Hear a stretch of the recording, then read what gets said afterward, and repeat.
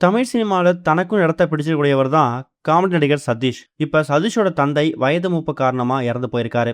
இந்த செய்தி திரையுலகத்தை சேர்ந்தவங்க மத்தியிலும் ரசிகர் மத்தியிலும் சோகத்தை ஏற்படுத்தியிருக்குது. குடும்பத்தினர் அப்புறம் உறவினர் முன்னிலையில அவருடைய உடல் சென்னையில் நேற்று பொதுமக்கள் அப்புறம் நண்பர்கள் அஞ்சலிக்காக வைக்கப்பட்டு இன்னைக்கு இறுதிச்சடங்கு நடக்க போகுது. சதீஷோட குடும்பத்துக்கு திரைத்துறை சேர்ந்த பல பேர் நேர்லையும் சோசியல் மீடியா மூலயமாவும் அவங்களோட இரங்கல் தெரிவிக்க ஆரம்பிச்சிருக்காங்க. சதீஷோட தந்தையோட மறைவு இப்ப ரீசெண்டா வெளிவந்திருக்குது. இதை கேள்விப்பட்டு நடிகர்கள், இயக்குநர்கள், தயாரிப்பாளர்கள், திரைத்துறை சேர்ந்த பல பேர் அவர் வீட்டுக்கு போயிட்டு அஞ்சலி செலுத்தி வந்துட்டு இருக்காங்க. எக்கச்சக்கமான அரசியல் பிரமுகர்களும் குடும்பத்தினருக்கு ஆதரவு தெரிவித்து வந்துட்டு இருக்காங்க. இப்ப ரீசெண்டா பிஜேபி கட்சியை சேர்ந்த மாநில துணைத் தலைவர் வினோத் பி செல்வம் அவரோட சோசியல் மீடியா பக்கத்துல நண்பரான சதீஷோட தந்தை மறைவுக்கு நேரில் போயிட்டு அஞ்சலி செலுத்தினேன் அப்படிங்கிற மாதிரி சொல்லி அந்த போட்டோவை ஷேர் பண்ணியிருந்தாரு. அவர் அந்த போட்டோவை ஷேர் பண்ணதுக்கு பிறகுதான் சதீஷோட அப்பா இறந்து போயிருக்காரு அப்படிங்கிறது இப்ப தெரிய வந்திருக்குது. சிறிய கதாபாத்திரங்கள்ல அவரோட திரைப்பயணத்தை ஆரம்பிச்சிருக்கூடிய சதீஷ் அவரோட இயல்பான பேச்சு நடை அப்புறம் டைமிங் காமெடி மூலயமா தான் ரசிகர் மனசில் நீங்க இடத்தை பிடிச்சிருக்காரு. எக்கச்சக்கமான முன்னணி ஹீரோக்களோட ஏராளமான வெற்றி திரைப்படங்கள் நடிச்ச சதீஷ் அவரோட தனித்துவமான நடிப்பால தமிழ் சினிமால நகைச்சுவை நடிகராக மட்டும் இல்லாம ஒரு சில திரைப்படங்கள்ல கதாநாயகம் நடிச்சு வந்துட்டு இருக்காரு. நகைச்சுவை அப்புறம் கதைக்கு முக்கியத்துவம் கொடுக்கக்கூடிய படங்களை தேர்வு பண்ணி வந்துட்டு இருக்காரு. தொடர்ந்து புதிய முயற்சி ஈடுபடுற சதீஷ் நடிகரா தன்னோட பயணத்தை அடுத்த கட்டத்துக்கு கொண்டு ஒரு சுச்சுவேஷன்ல தான் இப்போ அவங்க அப்பா இறந்து போயிருக்காரு. சதீஷோட தந்தை மறைவு செய்தி வெளியானதுக்கு அப்புறமா எக்கச்சக்கமானவங்க சோசியல் மீடியா முழுக்க அவங்களோட இரங்கல் பகுதியில் போட ஆரம்பிச்சிருக்காங்க. குடும்பத்தினருக்கு ஆறுதல் தெரிவிச்சு வந்துட்டு இருக்காங்க.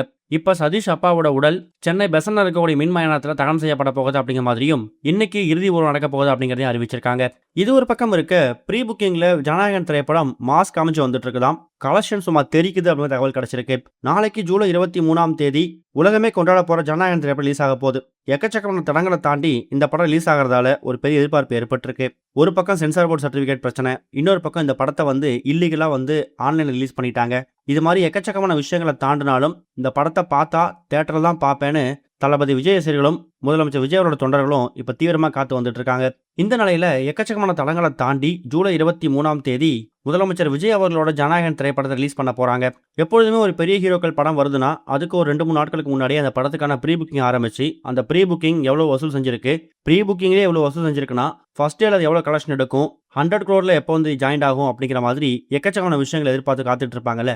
அந்த வகையில் இந்த திரைப்படத்துக்கான ப்ரீ புக்கிங் ஆரம்பிச்சு 3 நாட்கள் ஆகுது. இந்த 3 நாட்கள்ல இதுவரைக்கும் 38 கோடி ரூபாய் வசூல் செஞ்சிருக்குதான். இது இந்த படத்துக்கு ப்ரீ புக்கிங்ல பெரிய ரெக்கார்டு அப்படிங்கிற மாதிரியும், ஏற்கனவே ஆன்லைன்ல லீக் ஆன ஒரு படத்துக்கு இந்த அளவுக்கு ஒரு ப்ரீ புக்கிங் கிடைக்கிறது பெரிய விஷயம் தான். இதே மாதிரி வசூல் ஆச்சுன்னா கண்டிப்பா முதல் நாளே இந்த திரைப்படம் 100 கோடி ரூபாய் பாக்ஸ் ஆஃபீஸ் எட்டிடும்.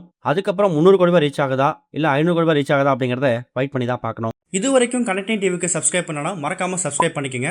உடனடி அப்டேட்ஸ் பெறுவதற்கு நோட்டிபிகேஷன் பெல்லையும் கிளிக் பண்ணிக்கங்க.